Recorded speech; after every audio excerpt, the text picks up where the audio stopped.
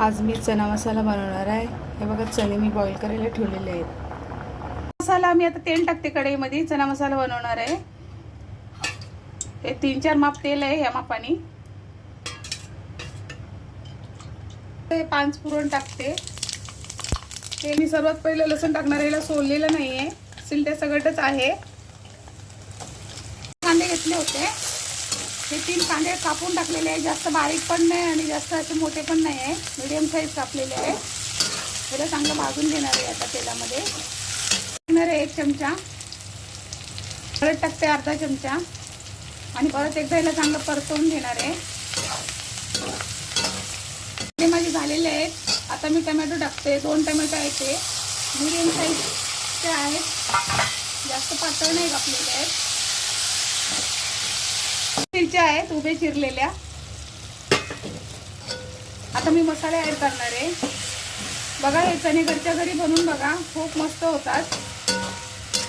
जिरा powder टाकते 1.5 चम्मच, powder टाकते 1 चम्मच, किचन किंग मसाला आहे 1 चम्मच। हे तिखट आहे, थोडेसे मला चणे तिखटच करायचे आहेत म्हणून मी 1.5 चम्मच टाकते। तुम्हाला जेवढं तिखट हवं आहे त्याप्रमाणे तुम्ही टाकू शकता।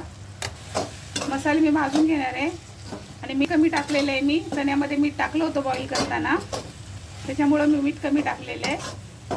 सगळे मसाले माझे भाजलेले आहेत। आता मी चणे टाकते। मी पाव किलो चणे भिजवले होते, रात्रीच भिजून ठेवले होते पाव किलो चणे। बॉईल केल्याच्या नंतर अर्धा किलो होतच असतात। आता मी थोडंसं पाणी ऍड करते याच्यामध्ये। आहे 1.5 ग्लास पाणी टाकलेलं आहे मी याच्यामध्ये। आता याला मी 10 मिनिटं शिजू देणार आहे। मस्तपैकी शिजलेले पण आहेत। आता मी कोथिंबीर टाकते वरतून। बघा, तुम्ही ही रेसिपी बघत राहा करून। माझ्या चॅनलला तुम्ही लाईक पण करा, माझ्या रेसिपीला लाईक करत जा। काही प्रॉब्लेम असेल तर मला सांगत जा। तुम्हाला कुठची रेसिपी बघायची असेल तर नक्की मला कमेंट बॉक्समध्ये बोला।